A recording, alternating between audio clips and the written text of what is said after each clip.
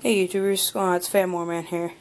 This is a 1985 Lakewood model 1500A 15-inch table fan. I've had this fan for quite a while now. I think I've had it for 3 years. I got it at the thrift store for $3.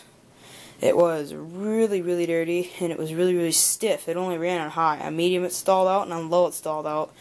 And the oscillator was seized. So that's why it was so cheap. Now, that said, the fan's in mint condition. It cleaned up beautiful, even though it's actually really dirty right now, because I use it quite a bit. Like, I use this thing pretty much constantly in the summertime. Like, it never ever gets turned off, really.